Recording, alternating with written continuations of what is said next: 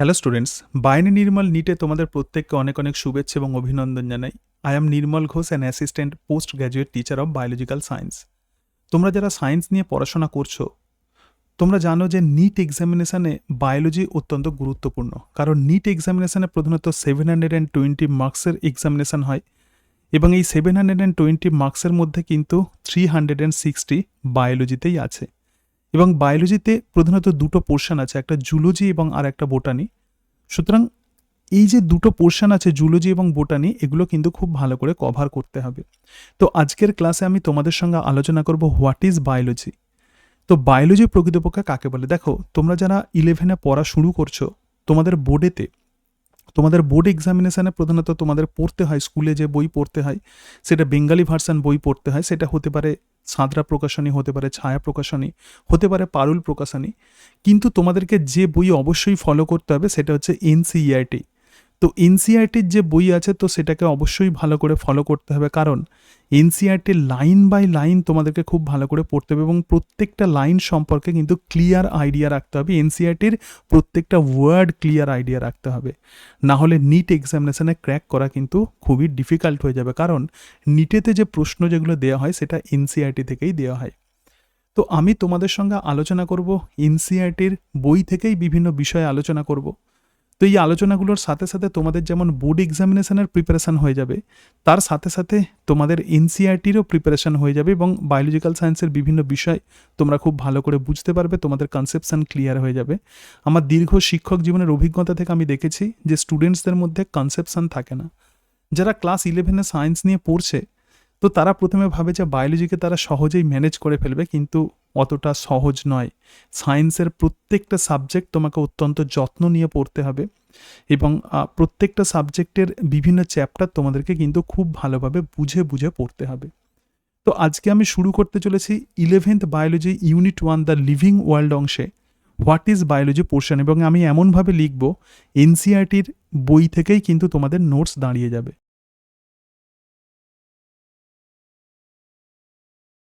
যেহেতু আমরা পড়ছি বায়োলজি, তো সেই জন্য আমাদেরকে প্রথমেই জানতে হবে যে হোয়াট ইজ বায়োলজি। আজকে আমরা এগুলো সম্পর্কেই দেখব যে বায়োলজি কাকে বলে। তার সঙ্গে সঙ্গে আর্নেস্ট মেয়ার একজন বিখ্যাত বায়োলজিস্ট, তো তার সম্পর্কেও আমরা যেমন জানবো, এর সাথে সাথে কিছু ইম্পর্ট্যান্ট টার্মিনোলজি আমরা দেখব। ঠিক আছে, তাহলে বায়োলজি আমরা ক্লাস 9-এও পড়েছি, তবু আমি একটু বলে দিই যে বায়োলজি হচ্ছে প্রধানত সেই সাবজেক্ট বা সায়েন্সের সেই ব্রাঞ্চ যেটা ডিলস উইথ লিভিং থিংস। তো বায়োলজি হচ্ছে স্টোরি অফ লাইফ এবং তার সঙ্গে সঙ্গে স্টোরি অফ ইভলিউশন। বায়োলজি মানে হলো জীবনের গল্প এবং তার সঙ্গে সঙ্গে বিবর্তনের গল্প। তো এই যে বায়োলজি যে শব্দ আছে, তো বায়োলজি হলো একটা গ্রিক শব্দ, সুতরাং biology is a Greek word, right? So biology হচ্ছে একটা গ্রিক ওয়ার্ড। বায়োস কথার মানে হলো লাইফ, বায়োস কথার মানে হচ্ছে লাইফ এবং তার সঙ্গে সঙ্গে লুগস কথার মানে হলো নলেজ। ঠিক আছে, তার মানে জীবন সম্বন্ধে যে জ্ঞান, তো তাকেই আমরা বলবো বায়োলজি। এখন ঘটনা হচ্ছে জীবনের কথাই যে আমি বললাম, তাহলে তোমাকে জানতে হবে যে জীবন কাকে বলে। পৃথিবীতে যে সমস্ত ম্যাটার আছে বা যে সমস্ত বস্তু আছে, সেই সমস্ত বস্তুকে আমরা দুটো ক্যাটাগরিতে ভাগ করতে পারি, একটা লিভিং এবং আর একটা নন লিভিং। তো যে সমস্ত লিভিং বস্তু আছে, তো তাদের মধ্যে কিন্তু লাইফ থাকে। তাহলে যাদের মধ্যে লাইফ থাকে তো তারাই কিন্তু লিভিং, আর যাদের মধ্যে লাইফ থাকে না তো তারা হলো নন লিভিং। সুতরাং আমাদেরকে জানতে হবে যে হোয়াট ইজ দিস লাইফ। দেখো, লাইফ প্রকৃতপক্ষে কাকে বলে তার অ্যাকচুয়াল ডেফিনেশন দেওয়া যায় না, কিন্তু কিছু প্রপার্টি দেখে আমরা বুঝতে পারি যে কোন বস্তুর মধ্যে লাইফ আছে, কোন বস্তুর মধ্যে লাইফ নেই। যাদের মধ্যে লাইফ থাকে তো তারাই হলো লিভিং থিংস, আর যাদের মধ্যে লাইফ বা জীবন থাকে না তারা হচ্ছে নন লিভিং থিংস, রাইট? তো এই আইডিয়াটা কিন্তু আমাদের ভালো করে মাথায় রাখতে হবে। এরপরে আমরা যেটা দেখব সেটা হচ্ছে ব্রাঞ্চেস অ্যান্ড সায়েন্টিস্ট। মানে বায়োলজির বিভিন্ন ব্রাঞ্চ আছে এবং সেই শাখাগুলো সম্পর্কে কিন্তু আমাদের খুব ভালোভাবে আইডিয়া রাখতে হবে। কারণ বায়োলজির এই শাখাগুলো বা ব্রাঞ্চগুলো তুমি যদি না জানো, তাহলে কিন্তু বায়োলজি পড়াটা একটু ডিফিকাল্ট হয়ে যাবে। তাহলে আমি যেটা বলতে চাইছি যে তোমাদেরকে একদম বেস থেকে তোমাদেরকে ডিপ আইডিয়া দেবো, বেসিক কনসেপ্ট থেকে একদম ডিপ লেভেলে কনসেপ্ট তোমাদেরকে দিয়ে দেবো।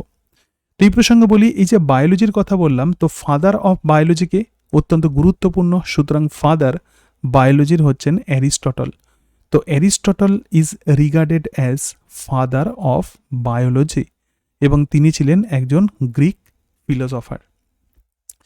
তো বায়োলজির বিভিন্ন ব্রাঞ্চ আছে, তো প্রথম যে ব্রাঞ্চ তো সেটাই হচ্ছে জুলজি।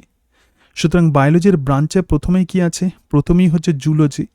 জুলজি মানে কি, পৃথিবীতে যে সমস্ত এনিম্যালস আছে তো সেই এনিম্যাল সম্পর্কে স্টাডি। সো জুলজি হচ্ছে স্টাডি অফ এনিম্যালস, মানে আমরা যে প্রাণী যেগুলোকে দেখি, তো প্রাণী আমরা কাদেরকে বলবো, প্রাণী হচ্ছে তারাই যাদের মধ্যে কোনো ক্লোরোফিল থাকে না, যারা নিজেদের খাদ্য নিজেরা তৈরি করতে পারে না, যারা এক জায়গা থেকে অন্য জায়গায় মুভ করতে পারে, তো তারাই হলো এনিম্যালস। যেমন মানুষ একটা এনিম্যালস, গরু ছাগল এরা এনিম্যালস। সুতরাং স্টাডি অফ এনিম্যালস, তো এটাই হলো জুলজি। এবং জুলজির যিনি ফাদার তো তিনি হচ্ছেন অ্যারিস্টটল। সুতরাং জুলজির ফাদারকে, জুলজির ফাদারও হচ্ছেন অ্যারিস্টটল। তাহলে আমরা দেখলাম যে বায়োলজির ফাদার হচ্ছেন অ্যারিস্টটল এবং তার সঙ্গে সঙ্গে জুলজির ফাদারও কিন্তু অ্যারিস্টটল। এরপরে বায়োলজির আরও একটা গুরুত্বপূর্ণ ব্রাঞ্চ আছে এবং সেটা হলো বোটানি। তো বোটানি তাহলে কাকে বলা হয়, স্টাডি অফ প্ল্যান্টস, মানে আমরা যে উদ্ভিদ সম্পর্কে আমরা যে পড়াশোনা করি তো সেটাই কিন্তু বোটানি। সুতরাং বোটানির যিনি জনক তো তিনি হচ্ছেন অ্যারিস্টটলের সুযোগ্য ছাত্র থিওফ্রাস্টাস। তাহলে বোটানির জনককে, বোটানির জনক হচ্ছেন থিওফ্রাস্টাস, রাইট। আচ্ছা, বোটানির পরে বায়োলজির আরও একটা গুরুত্বপূর্ণ ব্রাঞ্চ যেটা আছে তো সেটাই হচ্ছে ফিজিওলজি। ফিজিওলজিতে প্রধানত কি করা হয়, ফিজিওলজিতে প্রধানত আমাদের দেহে যে ডিফারেন্ট অর্গ্যানস আছে, সেটা প্ল্যান্ট হতে পারে, সেটা এনিম্যালস হতে পারে, তো তাদের বিভিন্ন অর্গ্যানগুলো কিভাবে কাজ করছে সেটাই ফিজিওলজিতে স্টাডি করা হয়। যেমন আমাদের যে হার্ট আছে, হার্ট কিভাবে কাজ করছে, আমাদের যে ব্রেন আছে, ব্রেন কিভাবে কাজ করছে, আবার কোনো প্ল্যান্টসের যে লিফ আছে, পাতা আছে, অর্গ্যান আছে, তো সেই অর্গ্যানে কিভাবে ফটোসিনথেসিস হচ্ছে, তো এই সম্পর্কেই কিন্তু স্টাডি করা হয়। এবং ফিজিওলজি এই শব্দটা প্রথম ব্যবহার করেছিলেন, so first used the term, প্রথম ফিজিওলজি শব্দটা ব্যবহার করেন। এবং যেহেতু ফিজিওলজি প্রধানত প্ল্যান্ট এবং অ্যানিম্যাল ফিজিওলজি এই দুটো পার্ট আছে ফিজিওলজির, তাহলে প্ল্যান্ট ফিজিওলজির ফাদারকে এটা আমাদেরকে জানতে হবে। সো প্ল্যান্ট ফিজিওলজি, প্ল্যান্ট ফিজিওলজির যিনি ফাদার তো তিনি হচ্ছেন, প্ল্যান্ট ফিজিওলজির ফাদার যিনি তো তিনি হচ্ছেন এক্ষেত্রে স্টিফেন হেলস। তো স্টিফেন হেলসকে বলা হয় প্ল্যান্ট ফিজিওলজির জনক, ঠিক আছে, স্টিফেন হেলস। এর সাথে সাথে যে হিউম্যান ফিজিওলজি বা এনিম্যাল ফিজিওলজি, তো এনিম্যাল ফিজিওলজির ফাদার হচ্ছেন এরাসিস্ট্রেটাস, এরাসিস্ট্রেটাস। এর সাথে সাথে বায়োলজির আরও একটা গুরুত্বপূর্ণ ব্রাঞ্চ আছে এবং সেটা হলো মাইক্রোবায়োলজি। দেখো, পৃথিবীতে প্রধানত আমরা সেই সমস্ত অর্গানিজমসগুলোকেই দেখি বা সেই সমস্ত ভাবি যে সেই সমস্ত জীবগুলো আছে যেগুলোকে আমরা খালি চোখে দেখতে পাই, তো সেগুলোই মনে হয় পৃথিবীতে তাদের কেবলমাত্র অস্তিত্ব আছে। কিন্তু এমন কিছু কিছু জীব আছে যেগুলো খুব ছোট ছোট, যাদেরকে খালি চোখে দেখা যায় না, তো তাদেরকে মাইক্রোস্কোপে প্রধানত দেখতে হয়। সুতরাং এই সমস্ত মাইক্রোস্কোপিক যে অর্গানিজমস তো তাদেরকে আমরা বলবো মাইক্রোবস। তাহলে মাইক্রোবায়োলজিতে কি করা হয়, স্টাডি অফ মাইক্রোবস, মাইক্রোবস সম্পর্কে প্রধানত মাইক্রোবায়োলজিতে স্টাডি করা হয়। এবং যেগুলো মাইক্রোবস যেগুলো আছে সেগুলো কি হতে পারে, যেমন মাইক্রোবস এক্ষেত্রে লিখতে পারি, যেমন ভাইরাস হতে পারে, ভাইরাস সম্পর্কে স্টাডি করা হয়, যদিও ভাইরাস কোনো জীব নয়। তার সঙ্গে সঙ্গে মাইক্রোবায়োলজিতে ব্যাকটেরিয়া সম্পর্কে স্টাডি করা হয়। বিভিন্ন এককোষী যে সমস্ত প্রাণী আছে, যেমন বিভিন্ন প্রোটোজোয়া সম্পর্কে স্টাডি করা হয়, কিছু এককোষী ফাঞ্জি সম্পর্কে স্টাডি করা হয়। সুতরাং এগুলো সম্পর্কে প্রধানত এই মাইক্রোবায়োলজিতে স্টাডি করা হয়। এবং এই যে মাইক্রোবস আছে এরা কিন্তু বেনিফিশিয়াল হতে পারে, মানে উপকারী হতে পারে, তার সঙ্গে সঙ্গে অপকারীও কিন্তু এরা হতে পারে। তো মাইক্রোবায়োলজির যিনি জনক, সো ফাদার মাইক্রোবায়োলজির হচ্ছেন লুইস পাস্তুর, লুইস পাস্তুর, ঠিক আছে। আমরা পাস্তুরাইজেশন আমরা পড়েছিলাম। তো কোনো একটা লিকুইডকে যদি একটা নির্দিষ্ট টেম্পারেচারে আমরা যদি মানে গরম করি, তাহলে সেখান থেকে মাইক্রোবসগুলো প্রধানত এলিমিনেটেড হয়ে যায়। সুতরাং এটাই ছিল পাস্তুরাইজেশন। তো সেই লুইস পাস্তুরকে বলা হয় মাইক্রোবায়োলজির জনক। তাহলে বায়োলজির আমরা ডিফারেন্ট ব্রাঞ্চ দেখলাম। এর সাথে সাথে আরও একটা ইম্পর্টেন্ট বিষয় তোমাদেরকে বলবো, যেটা বিভিন্ন জায়গাতে আমরা পড়ি এবং বিভিন্নভাবে আমরা কনফিউজড হয়ে যাই। তো সেটা হচ্ছে বায়োলজি শব্দটা প্রথম কে ব্যবহার করেছিলেন। দেখো, বায়োলজি শব্দটা, biology word first used by Lamarck and Treviranus. তাহলে কারা প্রথম ব্যবহার করেছিলেন, ল্যামার্ক অ্যান্ড ট্রেভিরেনাস। ওকে, তো এই আইডিয়াগুলো কিন্তু বায়োলজি পড়তে গেলে আগে তোমাদেরকে রাখতেই হবে। এরপরে আমরা একটা অত্যন্ত গুরুত্বপূর্ণ সায়েন্টিস্টকে আমরা দেখব, এবং তিনি হলেন বিজ্ঞানী আর্নেস্ট মেয়ার। তো এবার আমরা দেখব যে আর্নেস্ট মেয়ার প্রকৃতপক্ষে কে ছিলেন। দেখো, এই যে আর্নেস্ট মেয়ার সম্পর্কে কিন্তু এনসিইআরটিতে যে সমস্ত ইনফরমেশনগুলো দেওয়া আছে আমি সেগুলোই প্রধানত তোমাদেরকে বলবো। এবং আর্নেস্ট মেয়ার প্রধানত 100 বছর বেঁচেছিলেন, 1904 থেকে 204। তার মানে তিনি 1904 সালে তিনি জন্মগ্রহণ করেছিলেন এবং 100 বছর বেঁচেছিলেন, মানে 2004 সালে তিনি মৃত্যুবরণ করেন। তো আর্নেস্ট মেয়ার সম্পর্কে কিছু ইম্পর্টেন্ট ইনফরমেশন নিয়ে নাও। তিনি ছিলেন জার্মান সায়েন্টিস্ট, সুতরাং তিনি ছিলেন জার্মান সায়েন্টিস্ট। এবং তার সঙ্গে সঙ্গে এই আর্নেস্ট মেয়ার ছিলেন ইভলিউশনারি বায়োলজিস্ট। মানে এই যে ইভলিউশন, পৃথিবীতে যে সরলতম জীব থেকে জটিলতম জীবের যে উৎপত্তি হয়, তো সেই সম্পর্কে তিনি, এই ইভলিউশন সম্পর্কে তিনি বিভিন্ন থিওরি দিয়েছিলেন, এবং সেই জন্য তিনি হচ্ছেন একজন ইভলিউশনারি বায়োলজিস্ট, অর্থাৎ বিবর্তন সম্পর্কে তার প্রচুর কাজ আছে। এর সাথে সাথে এই আর্নেস্ট মেয়ারকে বলা হয় Darwin of 20th century. So he is known as Darwin of 20th century, ঠিক আছে। এবং তিনি হচ্ছেন 100, মানে 1 of 100 greatest scientist of all time.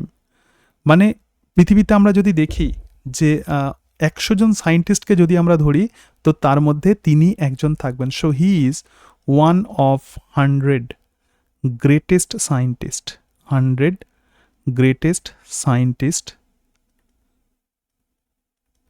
Of all time, ঠিক আছে, অফ অল টাইম। যে কোনো সময় আমরা যদি 100 জন সায়েন্টিস্টকে যদি আমরা কনসিডার করি, তো তার মধ্যে আর্নেস্ট মেয়ার কিন্তু একজন। এবং তিনি 3টে প্রাইজ পেয়েছিলেন।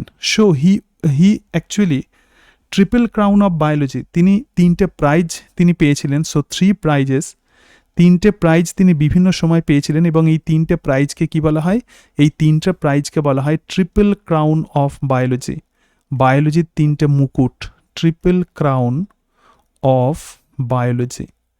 তো এই যে 3টে প্রাইজ তিনি পেয়েছিলেন আর্নেস্ট মেয়ার, তো এই 3টে প্রাইজকে বলা হয় ট্রিপল ক্রাউন অফ বায়োলজি। তো এই 3টে প্রাইজ কি ছিল একটু আমাদেরকে জানতে হবে। তাহলে বালজান প্রাইজ, বালজান প্রাইজ, কি প্রাইজ? বালজান প্রাইজ। সালগুলো মনে না রাখলেও চলবে, সেই জন্য আমি এখানে লিখছি না। এর সাথে সাথে international prize for biology, international prize for biology. এর সাথে সাথে তিনি ক্র্যাফোর্ড প্রাইজ পেয়েছিলেন, ক্র্যাফোর্ড প্রাইজ। তো এই 3টে প্রাইজকে বলা হয় ট্রিপল ক্রাউন, ক্র্যাফোর্ড প্রাইজ। ওকে, তো এই হচ্ছে আর্নেস্ট মেয়ার। এরপরে এই আর্নেস্ট মেয়ার প্রথম কিন্তু বায়োলজিক্যাল স্পিসিস কনসেপ্ট দিয়েছিলেন।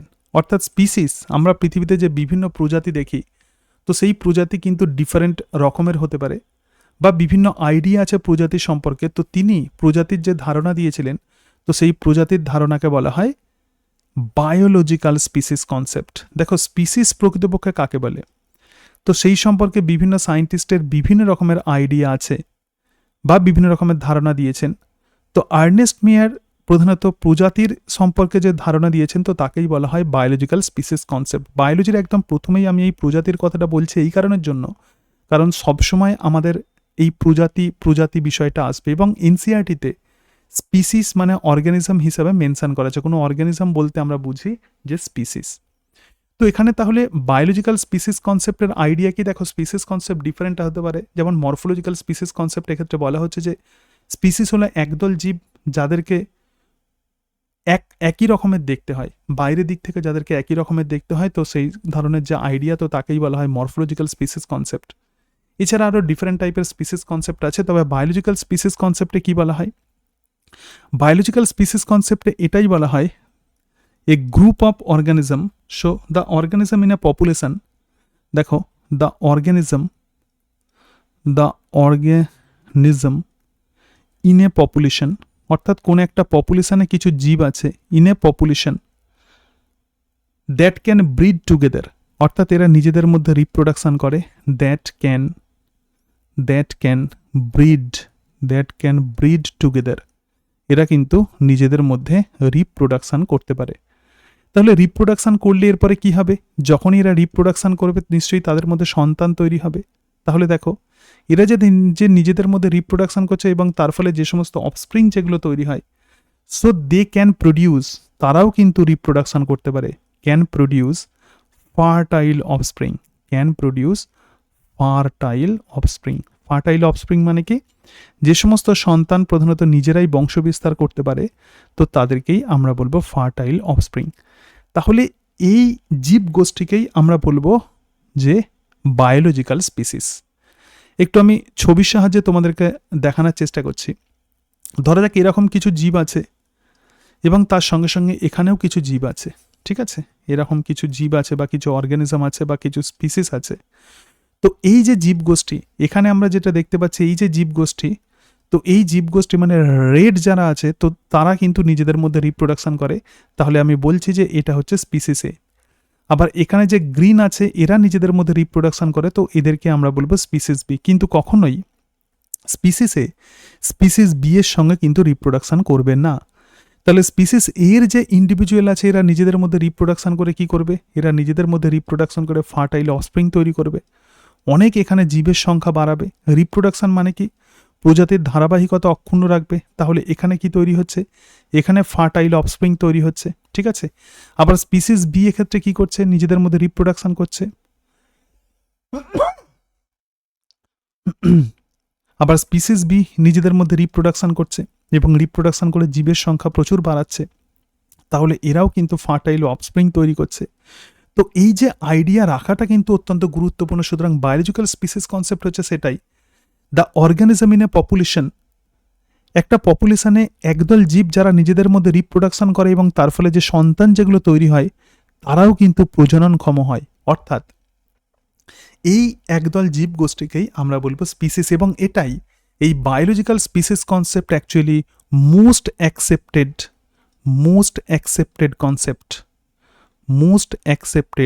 Concept of species. তাহলে প্রজাতির ধারণা সম্পর্কে বিভিন্ন বিজ্ঞানী বিভিন্ন রকমের কনসেপ্ট দিয়েছেন। মোস্ট অ্যাকসেপ্টেড কনসেপ্ট যেটা, তো সেটাই হচ্ছে বায়োলজিক্যাল স্পিসিস কনসেপ্ট, রাইট? এমন কিছু কিছু অর্গানিজম আছে বা দুটো ডিফারেন্ট স্পিসিস আছে। অনেক সময় লিভিং ওয়ার্ল্ড কিন্তু খুব ইন্টারেস্টিং, ঠিক আছে? অনেক সময় এরকম হয় দুটো ডিফারেন্ট স্পিসিস যদিও তাদের মধ্যে রিপ্রোডাকশন হওয়ার কথা নয়, কিন্তু তবুও দুটো different species try to breed, তারা কিন্তু নিজেদের মধ্যে রিপ্রোডাকশন করার চেষ্টা করে। যেমন আমরা যদি এক্সাম্পল নিই, যদি মেল হর্স হয় মানে পুরুষ ঘোড়া, ঠিক আছে? মেল হর্স কি করছে? রিপ্রোডাকশন করছে ফিমেল ডাঙ্কি মানে স্ত্রী গাধার সঙ্গে যখন রিপ্রোডাকশন করছে এবং তার ফলে যে অফস্প্রিং তৈরি হচ্ছে, তো সেই অফস্প্রিংকে বলা হয় হিন্নি। সেই অফস্প্রিংকে আমরা কি বলবো? এই অফস্প্রিংকে আমরা বলবো হিন্নি। কিন্তু এই হিন্নি কিন্তু ইনফার্টাইল, ঠিক আছে? দে আর স্টেরাইল। তার মানে এখান থেকে এটাই বোঝা যাচ্ছে যে হর্স এবং ডাঙ্কি এরা ডিফারেন্ট স্পিসিস। এরা যদি একই স্পিসিস হতো তাহলে যে হিন্নি যেটা তৈরি হতো তারাই কিন্তু ফার্টাইল হতো, but this hinny are infertile, so horse and donkey are different species. আবার দেখো যদি মেল ডাঙ্কি হয়, মেল ডাঙ্কি এবং তার সঙ্গে সঙ্গে মেল ডাঙ্কির সঙ্গে যদি রিপ্রোডাকশন করে ফিমেল হর্স, মেল ডাঙ্কির সঙ্গে রিপ্রোডাকশন করছে ফিমেল হর্স এবং তার ফলে যে অর্গানিজম যেটা তৈরি হয় তো সেটাকে আমরা বলবো মূল, ঠিক আছে? আরও কিছু, তাহলে আগে ছিল ফিমেল টাইগার, এখন মেল টাইগার এবং তার সঙ্গে যদি ব্রিডিং হয় ফিমেল লায়নের, তার ফলে যে অর্গানিজম তৈরি হবে তো সেই অর্গানিজমকে আমরা বলবো টাইগন। তাহলে এক্ষেত্রে যা অর্গানিজম যেগুলো তৈরি হলো এরা সবাই কিন্তু স্টেরাইল মানে ইনফার্টাইল। যদি এই মেল হর্স এবং ফিমেল ডাঙ্কে যদি একই স্পিসিস হতো তাহলে যে হিন্নি যেটা তৈরি হতো এরা ফার্টাইল হতো, বাট সেটা নয়। তাহলে এখান থেকে আমরা এটাই বুঝতে পারছি যে স্পিসিস হচ্ছে একদল জীব যারা নিজেদের মধ্যে রিপ্রোডাকশন করে যে অফস্প্রিং যেগুলো তৈরি করে তারা ফার্টাইল হয়, তো তাদেরকেই আমরা জেনারেলি বলবো স্পিসিস। তারা দুটো ক্যাটাগরিতে ক্লাসিফাই করেছিলেন, all matter into two category. দুটো ক্যাটাগরিতে সমস্ত ম্যাটারকে তারা ক্লাসিফাই করেছিলেন। প্রথম যে ক্যাটাগরির মধ্যে তারা রেখেছিলেন, অর্থাৎ যাদের মধ্যে লাইফ আছে, তো তাদেরকে বলা হয় অ্যানিমেট। তাদেরকে কি বলা হয়? অ্যানিমেট, মানে যাদের মধ্যে লাইফ আছে। অথবা তাদেরকে বলা হয় লিভিং। তাহলে এই যে টার্ম আছে অ্যানিমেট, তার সঙ্গে সঙ্গে লিভিং, অথবা তাদেরকে আমরা বলবো বায়োটিক। তাহলে পৃথিবীতে যত বস্তু আছে তাদেরকে আমরা কি করছি? অ্যানিমেট বলতে পারছি। অথবা তাদেরকে বলা হয় ইনঅ্যানিমেট। যেমন তাহলে অ্যানিমেট বা লিভিং তাহলে কোনগুলো হবে?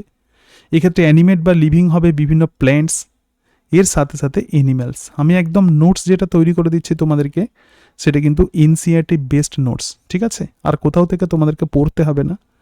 এর সাথে সাথে দেখো ইনঅ্যানিমেট। ইনঅ্যানিমেট তাহলে কারা? ইনঅ্যানিমেট মানে যারা হচ্ছে নন লিভিং। সুতরাং ইনঅ্যানিমেট অর তাদেরকে আমরা কি বলবো? অর তাদেরকে আমরা বলবো নন লিভিং। অথবা ইনঅ্যানিমেটকে আমরা বলবো অ্যাবায়োটিক, ঠিক আছে? তার মানে জীব নয়, এরা হচ্ছে জ্বর। সুতরাং ইনঅ্যানিমেট বা নন লিভিং বা অ্যাবায়োটিক। যেমন এক্সাম্পল আমরা কি দিতে পারি? অবভিয়াসলি এক্ষেত্রে উইন্ড হতে পারে, বায়ু হতে পারে, তার সঙ্গে সঙ্গে মাউন্টেন হতে পারে। তাহলে আগে মানুষ ভাবত যে পৃথিবীতে প্রধানত দুই ধরনের ম্যাটার আছে, একটা লিভিং বা জীব এবং আরও একটা হচ্ছে জ্বর। এখন বায়োলজি বুঝতে গেলে কিন্তু দুটো ইম্পর্টেন্ট ভিউ প্রয়োজন, ঠিক আছে? দু রকমের ভিউ আছে। সো দুটো ভিউ তোমাদেরকে জানতে হবে। Two views to understand biology. তাহলে বায়োলজি বোঝার জন্য দুটো ভিউ অত্যন্ত গুরুত্বপূর্ণ, বা দু রকম প্রধানত আইডিয়া কিন্তু খুব গুরুত্বপূর্ণ। প্রথম যে ভিউ আছে সেটা হচ্ছে অ্যানথ্রোপোজেনিক ভিউ। প্রথম ভিউকে আমরা কি বলবো? সো ফার্স্ট ভিউ হচ্ছে অ্যানথ্রোপোজেনিক ভিউ। ভিউতে এটাই বলা হচ্ছে হিউম্যানস আর কনসিডার্ড অ্যাজ সুপিরিয়র দ্যান আদার স্পিসিস। এখানে বলা হচ্ছে যে মানুষ যারা আছে, সো হিউম্যান আর সুপিরিয়র।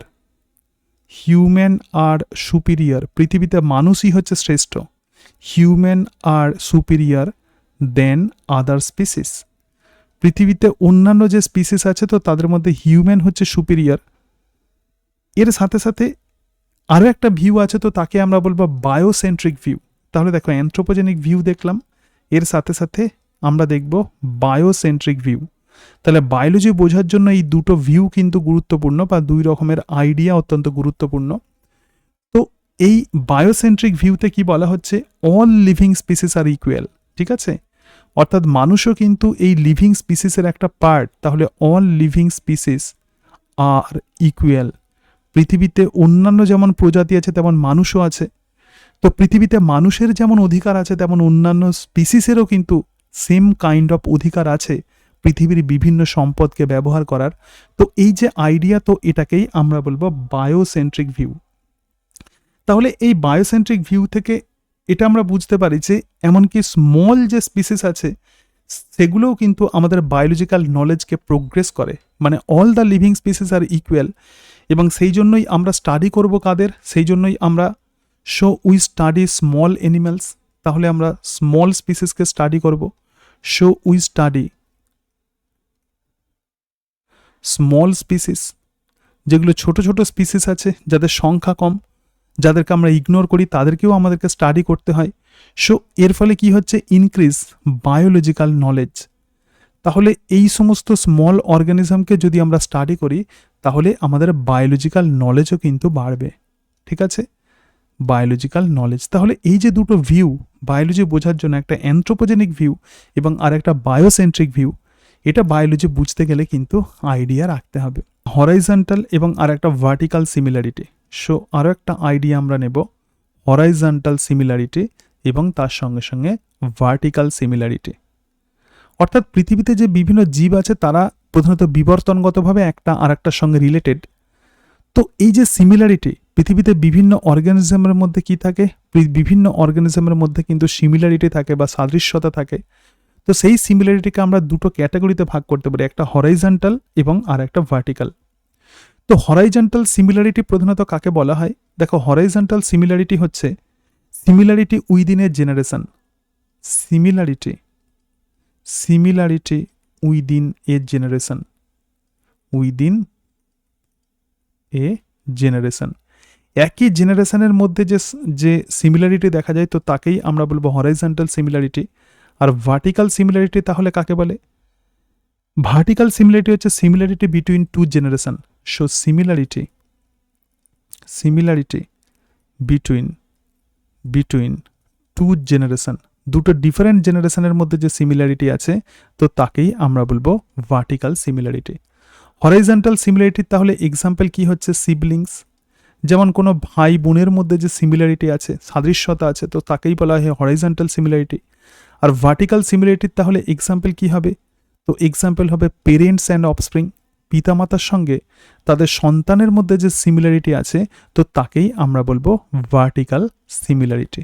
ঠিক আছে, আমি একটু ছবির সাহায্যে তোমাদেরকে এঁকে বোঝানোর চেষ্টা করছি। ধরা যাক এরকম ফাদার আছে, সো এটা হচ্ছে ফাদার, ইনি হচ্ছেন ফাদার, এবং তার সঙ্গে সঙ্গে এখানে মাদার আছে। ঠিক আছে, ফাদার এবং মায়ের প্রজননের ফলেই কি তৈরি হবে? সন্তান তৈরি হবে। তাহলে এখানে ফাদার আছে, এর সাথে সাথে এখানে আছেন মাদার, এবং ফাদার আর মাদারের রিপ্রোডাকশনের ফলে কি তৈরি হচ্ছে? বিভিন্ন অফস্প্রিং তৈরি হচ্ছে। দেখো এখান থেকে তাহলে যে অফস্প্রিং তৈরি হচ্ছে, যেহেতু সেক্সুয়াল রিপ্রোডাকশন, তো সেই কারণের জন্য স্লাইটলি ফাদার এবং মাদারের এর সঙ্গে তাদের সন্তানদের কিছুটা ডিফারেন্স থাকবে। ঠিক আছে, তাহলে এক্ষেত্রে দেখো এই যে জায়গাটায়, তো এখানে আরও একটা ছবি আঁকি। ঠিক আছে, বোঝার সুবিধার জন্য একটু দেখে নাও। তাহলে এই যে ফাদার এবং মাদার মানে একই জেনারেশনের মধ্যে পেরেন্টস, এই যে সিবলিংয়ের মধ্যে আমরা যে সিমিলারিটি দেখছি, এই যে এখানে আমরা যে সিমিলারিটি দেখছি, তো এটাকেই আমরা বলবো হরাইজন্টাল সিমিলারিটি। সো এই যে সিমিলারিটি, তো এটাকেই আমরা বলবো হরাইজন্টাল সিমিলারিটি। আবার দেখো এই যে সন্তান, এই যে অফস্প্রিং যেটা তৈরি হয়েছে, এর সঙ্গে পেরেন্টসের সিমিলারিটি আছে। ঠিক আছে, তো এই যে সিমিলারিটি, তো এটাকেই আমরা বলবো vertical similarity. So this is called vertical similarity. তাহলে এখানে একটা ইম্পর্টেন্ট নোটস আমি তোমাদেরকে দিতে পারি, অর্থাৎ বায়োলজি প্রকৃতপক্ষে কী সেটা দেখো বোঝার জন্য একটা ইম্পর্টেন্ট নোট তোমাদেরকে বলি। দেখো, living world is very diverse and contains million of species. সুতরাং লিভিং ওয়ার্ল্ড, আমরা যে লিভিং ওয়ার্ল্ড যেটা দেখি সেটা কিন্তু ডাইভার্স একদম, তার মধ্যে বিভিন্ন রকমের বৈচিত্র্য দেখা যায়। And contains million of species, লক্ষ লক্ষ স্পিসিস প্রধানত এই লিভিং ওয়ার্ল্ডে আমরা দেখতে পাই। So they show ecological conflict and cooperation. তাহলে এই জায়গাতে যেহেতু এই যে বিভিন্ন ডাইভার্সিটি দেখা যায়, তো সেই জন্য এই লিভিং অর্গানিজমসের মধ্যে আমরা কি দেখতে পাই? ইকোলজিক্যাল কনফ্লিক্ট আমরা যেমন দেখতে পাই, ইকোলজিক্যাল একটা দ্বন্দ্ব যেমন দেখতে পাই, অ্যান্ড তাদের মধ্যে আমরা দেখতে পাই কোঅপারেশন। কিছু অর্গানিজম আছে তারা কিন্তু একে অপরকে হেল্প করে। যেমন ইকোলজিক্যাল কনফ্লিক্টের তাহলে এক্সাম্পল কি হবে? দেখো ইকোলজিক্যাল কনফ্লিক্টের এক্সাম্পল হচ্ছে কোন একটা টাইগার যে হরিণকে খাচ্ছে, সো টাইগার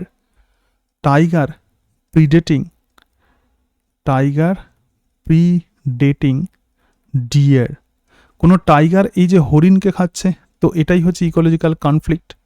আবার দেখো এখানে কোঅপারেশনের এক্সাম্পল কি বলবো আমরা? যেমন ধরো কোনো এক্সামে ইউ হেল্প ইয়োর ফ্রেন্ড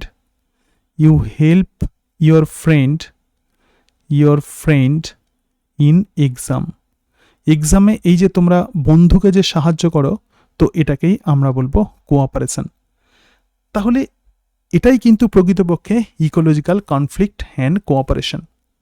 সুতরাং একদম লাস্টে আমরা চলে এসেছি। So living organism found everywhere in আর্থ, তো পৃথিবীতে কিন্তু আমরা এই লিভিং অর্গানিজমকে সমস্ত জায়গাতে দেখতে পাই।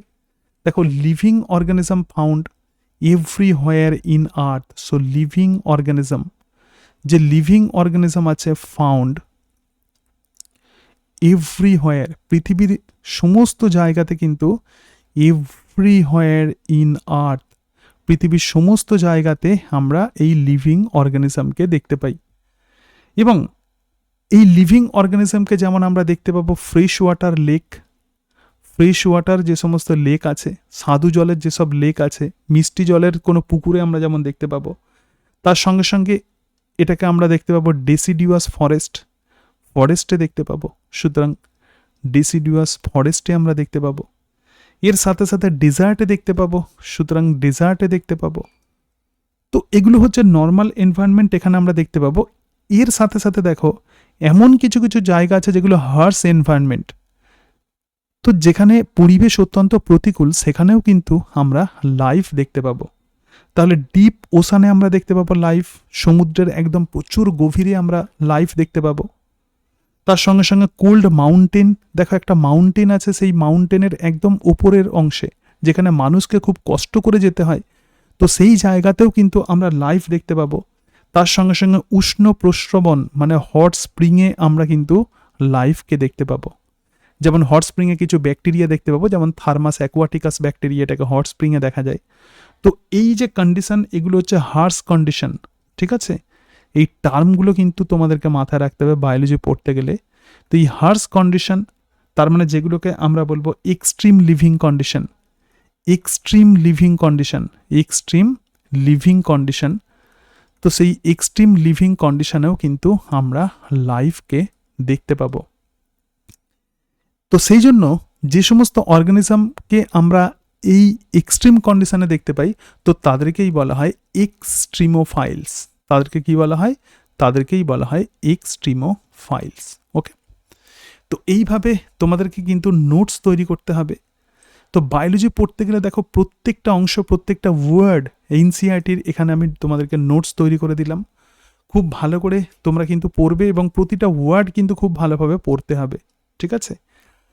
আমার যেটা বলার যে বায়োলজিক্যাল সায়েন্সকে যেহেতু তোমরা চয়েস করেছো, তো biology is a very good subject. পড়তে খুব ইন্টারেস্ট লাগবে এবং পড়তে পড়তে কিন্তু এনভায়রনমেন্টের সঙ্গে রিলেট করার চেষ্টা করবে, না হলে বায়োলজি বুঝতে একটু অসুবিধা হবে। তো সাবজেক্টকে তুমি যদি ভালোবেসে পড়ো, সে নিশ্চয়ই তোমাকে রিটার্ন দেবে। এবং আবারও বলছি, নোটস তৈরি করো এবং তার সাথে সাথে প্রিভিয়াস ইয়ার্স কোয়েশ্চেন্স ফলো করো। যেমন এই পোর্শনটা আমি তোমাদেরকে পড়ালাম, এবার তুমি কিছু এমসিকিউ দেখো, দেখো এই জায়গা থেকে কি প্রশ্ন এসেছে, সেগুলো সলভ করতে পারছো কিনা। আমি গ্যারেন্টি দিতে পারি, আমি এনসিইআরটি থেকে এই যে তোমাদের নোটস করে দিলাম, সমস্ত প্রশ্ন তোমরা কমন পাবে। তার মানে এই জায়গা থেকে নিটেতে এখনো পর্যন্ত যা প্রশ্ন এসেছে, কোনো অংশ তোমাদের কিন্তু বাদ যাবে না। তো এইভাবেই তোমাদের বিভিন্ন টপিকস আমি কভার করার চেষ্টা করব এবং পরের দিন আমরা আলোচনা করব হোয়াট ইজ লিভিং। যদিও এনসিইআরটিতে এবারে বা নিটের সিলেবাসে হোয়াট ইজ লিভিং বা জীবনের যে ক্যারেক্টার্স আছে, যেমন গ্রোথ, তার সঙ্গে সঙ্গে reproduction, metabolism, cellular organization, consciousness, এগুলো যদিও নিটের সিলেবাসে মেনশান করা নেই বা এবারে বাদ দিয়ে দেওয়া হয়েছে, কিন্তু তবুও আমি তোমাদেরকে বলবো যে হোয়াট ইজ লিভিং তোমাকে অবশ্যই কিন্তু ভালোভাবে পড়তে হবে। কারণ এই হোয়াট ইজ লিভিং, এই ক্যারেক্টার্স বা বায়োলজি, এই যে আজকে তোমাদেরকে আমি ক্লাস দিলাম, এটা হচ্ছে বেস, বায়োলজি পড়ার এটা বেস। এবং এই বেসের ওপর দাঁড়িয়ে যেরকমভাবে আমরা বিল্ডিং তৈরি করি, তো সেরকম তোমাকে নলেজের বিল্ডিং তৈরি করতে হবে। তো যাই হোক, আজকে তাহলে এই পর্যন্তই। সকলে ভালো থেকো এবং ভিডিও ভালো লাগলে তোমরা অবশ্যই লাইক করো এবং তার সঙ্গে সঙ্গে আমার চ্যানেল সাবস্ক্রাইব করে নিও। আজকে তাহলে এই পর্যন্তই, সকলে ভালো থেকো। So thank you and that's it. দেখা হচ্ছে পরের ক্লাসে।